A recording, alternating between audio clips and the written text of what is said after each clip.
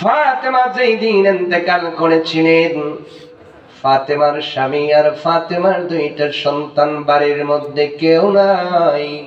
ফাতেমা ডাক দিয়ে বললেন, স্বামী আমার, আমি মনে হয় ইন্তেকাল করব। আমি মারা যাওয়ার পরে আমার জানাজার ইমাম হবেন আপনি, আর মুসল্লি হবে আমার দুইটা সন্তান। হযরত আলী ডাক দিয়ে বললেন, ফাতেমা রে, এটা কেমন কথা তুমি বলো? তোমার জানাজায় উপস্থিত হবার জন্য অনেক সাহাবীগুলো লালায়িত। ফাতেমা ডাক দিয়ে বললেন, স্বামী আমার, পৃথিবীর সব মানুষ যদি বলে ভালো, আর আপনি আলী আমার স্বামী যদি বলেন খারাপ, আল্লাহ আমারে ছাড় দেবে না। ওগো স্বামী, পৃথিবীর সব মানুষ যদি বলে খারাপ, আর আপনি যদি বলেন ভালো, এইটাই আমার কাছে ভালো। ফাতেমা ডাক দিয়ে বললেন, আলী ও আমার স্বামী, বলেন তো আমি আপনার কাছে কেমন? হযরতে আলী ডাক দিয়ে বললেন, ফাতেমা রে, তুমি এমন একজন বাবার মিয়া যিনি হলো রাহমাতাল লিল আলামিন। ফাতেমা, তোমার বিয়ে করবার জন্য মক্কা মদিনার কোটিপতিরা অফার দিয়েছিল, তোমার বাবা কারো হাতে তোমারে তুলে দেয় নাই। আমার মতো গরিব আলীর হাতে তোমার মতো ফাতেমারে তুলে দিয়েছে। ও ফাতেমা, জীবনে কোনোদিন ভালো খাবার খাওয়াইতে পারি নাই, একটা নতুন শাড়ি তোমারে পরনে দিতে পারি নাই। ও ফাতেমা, তিন বেলা তিন মুঠো খাবার ভালোভাবে দিতে পারি নাই, এরপরেও কোনোদিন অবজেকশন দাও নাই। তোমার মতো স্ত্রী পাওয়া বড় ভাগ্যের ব্যাপার। ফাতেমা, আমি আলী বলে দিলাম, তুমি পৃথিবীর জমিনে আমার সবচাইতে ভালো বিবি। আলী স্যাটিসফাই করতেছে, স্যাটিসফাই করে ফাতেমা নাকি সবচেয়ে ভালো স্ত্রী। সুবহানাল্লাহ। যার বউ বেঁচে আছে মরার পরে বলবেন আমার স্ত্রী আমার কাছে ভালো, এই সাহস কার কার আছে? হাত দেখান তো দেখি। এই জন্য কাউসারি বলে গেছে, আসল কথা কেউ বলে না, বিপদ দেখলে তা না, আসল কামে কেউ যাবে না, সুযোগ বুঝে তালবানা। আমার স্ত্রী মারা গেলে আমি কতটা ভালো বলবো? মহিলারা, তুমি মৃত্যুর সময় তোমার স্বামী মন থেকে তোমার কতটা ভালো বলবে, এই চিন্তা এখন থেকে করতে হবে। কেমনে স্বামীর সাথে ব্যবহার করো, স্বামীটা মারা যাওয়ার পরে তোমার কতটা ভালো বলবে। ফাতেমা ডাকতে বলে, স্বামী আমার, এই জন্য তাদের জানাজার দোয়া আমার দরকার নাই, যেহেতু আমি আপনার কাছে ভালো হয়ে গেলাম, আপনার কাছে ভালো হয়েই থাকতে চাই। ফাতেমা দুনিয়ার জমিন থেকে বিদায় হয়ে গেলেন। পৃথিবীর মানুষ ফাতেমা বিদায়, গভীর রাতে ফাতেমাকে ধোয়া দিলেন নিজের স্বামী হযরত আলী। এরপরে তারে কাফন পরানো হলো। বলেন তো, খাটিয়া ধরতে কয়জন লাগে? আসতে বলবেন না? আছে কয়জন? দরকার কয়জন? গভীর রাত্রিতে আলী যখন একজন মানুষের কথা অনুভব করা শুরু করলেন, গভীর রাত্রিতে আলীর গেটের মধ্যে কে যেন নক করেছে। হযরত আলী ডাক দিয়ে বলে, কে গো তুমি? বাইরে থেকে আওয়াজ হয়, ও আলী জানো আমি সালমান ফার্সি। রে সালমান ফার্সি কেন এসেছ? হযরত আলী যখন বললেন কেন এসেছ, সালমান ফার্সি ডাক দিয়ে বলে, কেন রে আলী? ফাতেমার খাটিয়ে ধরবার জন্য কি লোকের প্রয়োজন নাই? হযরত আলী আশ্চর্যিত হয়ে বললেন, সালমান ফার্সি রে, তোমাকে তো কেউ খবর দেয় নাই, এইরকম খবর তোমার কাছে কেউ দিল না, কেমন করে বুঝলা তোমার এইরকম আসার প্রয়োজন? সালমান ফার্সি ডাক দে বলে, আলী রে, নবীর সঙ্গে শুধু তোমাদের সম্পর্কই ভালো না, আমি সালমান ফার্সির সম্পর্কটা একেবারে খারাপ না।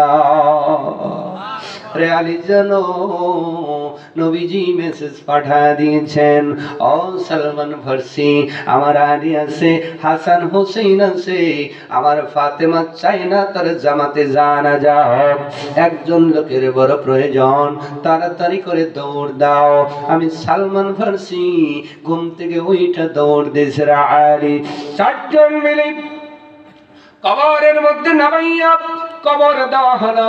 ও মা বোনেরা, পর্দার কত দাম, পর্দা আল্লাহ কত ভালোবাসেন। শুধু পর্দা করার কারণে ফাতেমা জান্নাতের সরদারিনী, তার গর্ভের থেকে দুইটা জগৎ বিখ্যাত সন্তান আল্লাহ দিয়েছেন। আজও যেই মহিলাগুলো পর্দা নিশীন, আল্লাহ পেট থেকে অবশ্যই নেক সন্তান দান করে দেবে।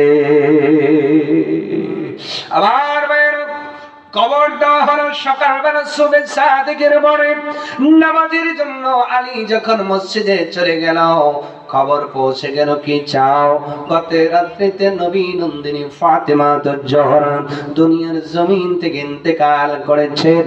কই রে ফাতেমার লাশ কই, আমরা জানাজায় দাঁড়াইব।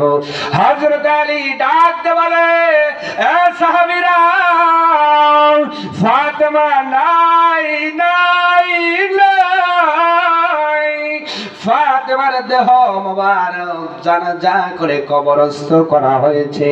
আলী তুমি এমন কেন করলা? আমরা তো তোর জানাজা দেওয়ার জন্য রেডি প্রস্তুত ছিলাম, এই নিয়ামত থেকে কেন বঞ্চিত করলা? হযরত আলী ডাক দিয়ে বললেন, নবীর সাহাবীরা, এইটা আমি করি নাই, এইটা ফাতেমার ওসিয়ত ছিল। আওয়াজ তুলে বলা যায় না সুবহানাল্লাহ। কিছু সাহাবী চিন্তা করলেন, জানাজায় যাইতে পারি নাই, তাহলে নবী নন্দিনী ফাতেমার কবরের কিনারে দাঁড়াইয়া কবরের কাছে একটু তাসবিহ তাহলিল অথবা সূরা কিরাত পড়ি, কোরআন পড়ি, ফাতেমার কবরটা একটু দেখে আসি। এই নিয়াত করে সাহাবীরা যখন রওনা করলেন, জান্নাতুল বাকির মধ্যে চলে গেলেন। পৃথিবীর মানুষ জানো, এই জান্নাতুল বাকি হলো মদিনাতুল মুনাওয়ারাতে। এই কবরের মধ্যে যারা ঘুমায় রে, কিয়ামত পর্যন্ত আল্লাহ তাদের সাধারণ ক্ষমা ঘোষণা করে দিয়েছেন, কবরের আযাব হবে না। আসতে বলবেন না? আরো জোরে। সেই কবরস্থানের মধ্যে ফাতেমার কবর দেওয়া হয়েছে। সাহাবীগুলো মনের বড় ইচ্ছা নিয়ে যখন কবরস্থানের ভিতরে প্রবেশ করেছেন, নতুন কবর দিলে চিহ্ন পাওয়া যায় কি যায় না? চিহ্ন পাওয়া যায়, আলামত পাওয়া যায়, কারণ নতুন মাটি, ঠিক কিনা? কিন্তু জান্নাতুল বাকির মধ্যে ঘুরে ঘুরে তছনছ করে ফেলেছে, নতুন কবর একটা কবরও পাওয়া যায় না। আর আলী কোথায় কবর দিয়েছ? ফাতেমার কবর কোথায় বলো না? এবার ফাতেমার কবরের দিশা নাই। বলেন তো, ফাতেমার কবরটাও একজন গোপন করেছেন, আওয়াজ তুলে বলবেন তিনি কে? বড় পীর আব্দুল কাদের জিলানী, নাম শুনছেন? আল্লাহ পাক ওনাকে কারামতি দিয়েছিলেন, অনেক কারামতি দিয়েছিলেন। ভিতরের চক্ষুটা খোলা ছিল, উনি অনেক কারামত আল্লাহর জবরদস্ত ছিলেন। মদিনাতুল মুনাওয়ারাতে হজ ব্রত পালন করতে যাই ওনার কিছু সাগরাত বলেছিল, আমাদের পীর আপনি তো মুরাকাবা মুশাহিদা করার পরে অনেক কিছুই বলতে পারেন, একটু বলেন না ফাতেমার কবরটা কোন জায়গায়? আব্দুল কাদের জিলানী ডাক দিয়ে বলেছিল, আমার শিষ্যরা শোনো, এখান থেকে আমার এলাকার খবর হয়তো তোমাদের বলতে পারবো, কিন্তু যেই ফাতেমার কবর আমার আল্লাহ গোপন করে রেখেছেন, আমি কেন কিয়ামত পর্যন্ত কোন আল্লাহর ওলি ফাতেমার কবরের দিশা পাবে না। শুধু পর্দার কি দাম ছিল, এটাও কার নির্দেশ? জোরে বলেন। নামাজ কায়েম করা যেমন ফরজ, পর্দা কায়েম করা তেমনি মা বোনদের বলছে পর্দা করেন, অল্প ইবাদতে নাজাত পাওয়া যাবে। আমার বোনেরা, তাহলে মানুষগুলো অকৃতজ্ঞ হয়ে যায়। আল্লাহ পাক যেই দিন আমাদের বানালেন মায়ের গর্ভের ভিতরে, বলেন তো বানাতে যাইয়া মায়ের ওই বেলাটারের মধ্যে সূক্ষ্মভাবে ইঞ্জিনিয়ারগিরি করে আর্কিটেক্টস হয়ে এমন একটা চেহারা আপনাকে দান করলো। আপনি আব্দুর রহমান, আপনি আব্দুর রহিম, আপনি আব্দুল জব্বার, আপনি আশরাফুল, আপনি যাই হন না কেন, এই যে নামে নামে মানুষগুলো আছে, ছোট ভৈরব বড় ভৈরব খুঁজলে, উল্লাপাড়া খুঁজলে, বাংলাদেশ খুঁজলে একজনের মতো আর একজন মানুষ আছে নাকি? কথা বলে না আরো জোরে। এই যে মায়ের গর্ভে চেহারার আর্টিস্টটা করলেন কে? আল্লাহ। জোরে আল্লাহ। দুইটা চোখ, আমারও দুইটা, আপনারও দুইটা, আমারও একটা নাক, আপনারও একটা, আমার দুইটা ঠোঁট, আপনারও, আমার একটা জিহ্বা, আপনারও একটা, আমার একটা মাথা, আপনারও একটা, আমার দুইটা হাত, আপনারও কয়টা হাত? আমার দুইটা পা, আপনার দুইটা পা। পৃথিবীর মানুষ কেমনে রবের নাফরমানি করেন? আল্লাহ পাক ডাক দে বলে, বান্দারে তাকায় দেখ, তোর যা যা আছে তোর প্রতিবেশীরও তাই তাই আছে। এই মাথা থেকে পা পর্যন্ত অঙ্গ প্রত্যঙ্গ গুলো সেম সেম আছে, কিন্তু একটু ঘুরে দেখো, তোমার মতো চেহারাওয়ালা একটা মানুষ এই পৃথিবীতে নাই। সুবহানাল্লাহ বলতে মন চায় না? লাকাদ খালাকনাল ইনসানা ফি আহসানি তাকওয়ীম।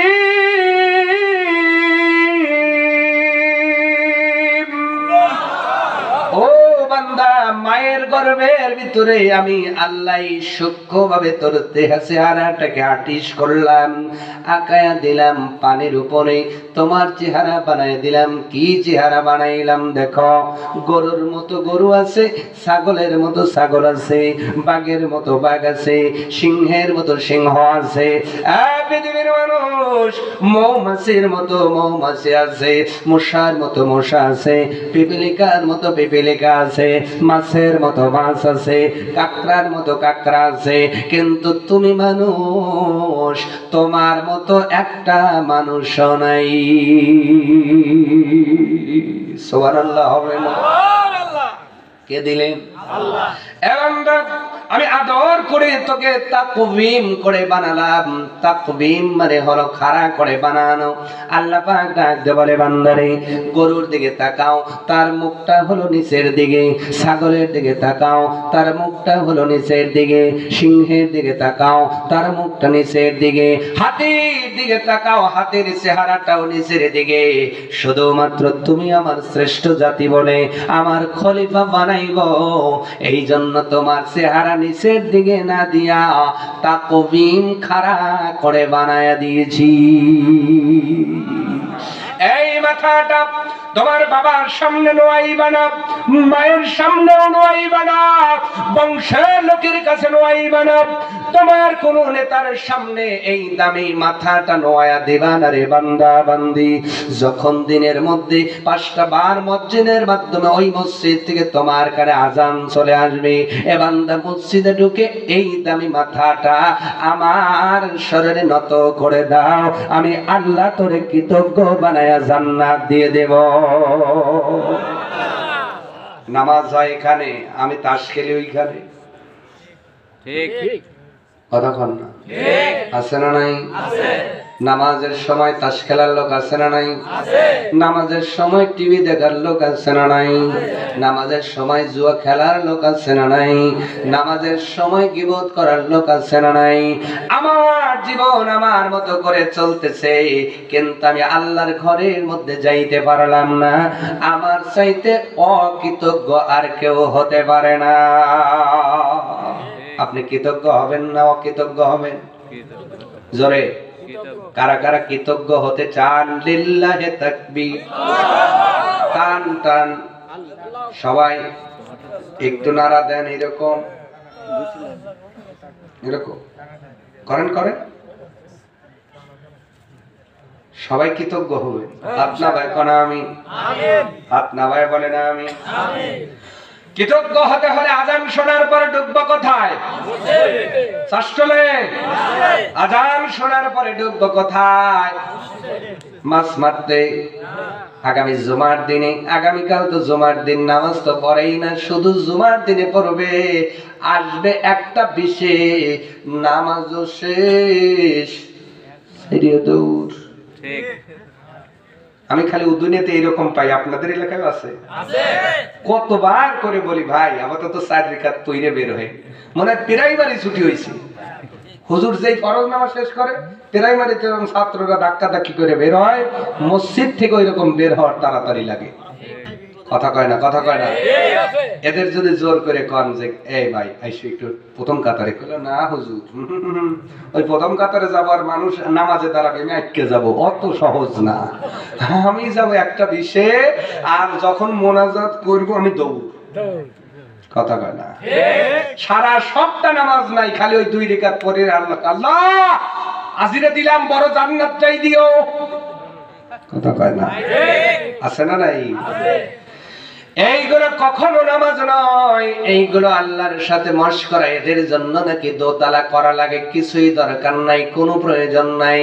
5 ওয়াক্ত যারা নামাজ পড়ে তাদের জন্য 4 তলা প্রয়োজন করবেন। জুমার দিনে যারা আসে শুধু জুমার নামাজে আইসা তো কোনো লাভ নাই, এদের জন্য দোতলা কোনো করার কোনো দরকারও নাই। আছে আছে? কি লাভ বলেন? কি লাভ? এরা তো আল্লাহ আল্লাহর সাথে আরো তামাশা করে। কি করে? মানে এই জুমাটু তাও কয় রাখা? 2 রাকাত। ওই হুজুর যা পড়ায় দইরা বসে আছে, তাও নামাজে নাই, আছে দোকানে। নামাজে থাকে নিয়াত করে, হুজুর কিরায়াত করতেছে, উনি দোকানের হিসাব করতেছে। হুজুর কিরায়াত করে, উনি সার হিসাব করে, সার কয় বিঘে কয় বস্তা সার কেনা লাগবে, মালতলা পাট কয়টা, এগুলো সব হিসাব করে নামাজে দাঁড়ায়। কথা কয় না, ভুল বললাম? এই জন্য আল্লাহ পাক ডেকে বলেন আমি তোমার সব কিছু দিয়ে দিলাম, আমার কাছে তুমি অকৃতজ্ঞ হয়ে যাও না। ও বান্দা, তুমি যদি অকৃতজ্ঞ হয়ে যাও, এই শরীরের যে পার্টস পাতিগুলো আমি আল্লাহ দান করে দিলাম, এই পার্টস পাতিগুলো একদিন তোমার বিপক্ষে দাঁড়ায় যাবে। তুমি আজকে যে হাত দিয়ে অন্যায় করো, আল্লাহর নাফরমানি করো, হাত দ্বারা মানুষকে কষ্ট দাও, কোরআন ওয়ালাদের বিরোধিতা করো, জবান দ্বারা তাদের কষ্ট দাও, তাদের বিরোধিতা করো, কোরআনের বিরোধিতা করো, মসজিদের বিরোধিতা করো, আল্লাহ ওয়ালাদের বিরোধিতা করো, মনে রেখে দিও কিয়ামতের দিন এই হাতগুলো তোমার বিপক্ষে দাঁড়িয়ে যাবে।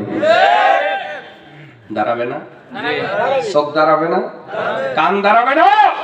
পা দাঁড়াবে না? সব তোমার বিপক্ষে দাঁড়াবে। ওই দিন তুমি চেপে ধরবা কিভাবে জানেন? এইভাবে। আদালতের মধ্যে আপনি মিথ্যা সাক্ষ্য দিতে গিয়েছেন, হঠাৎ করে ফোন থেকে যদি কেউ সত্য কথা রেকর্ডিং চালু করে দেয়, ওই মানুষটা কেমন করে ধরে? খবরদার ফোন কথা কইস না, অরিজিনাল কথাকে কই, আমি মিথ্যা কথা কব। ঠিক কিয়ামতের দিন এই মানুষগুলো মিথ্যা বলবে, তখন হাত কথা বলবে। নাউজুবিল্লাহ পড়ে, একবার সুবহানাল্লাহ বলে। নাউজুবিল্লাহ পড়াইলাম যে আমরা যেন ওই দলে না থাকি। সুবহানাল্লাহ।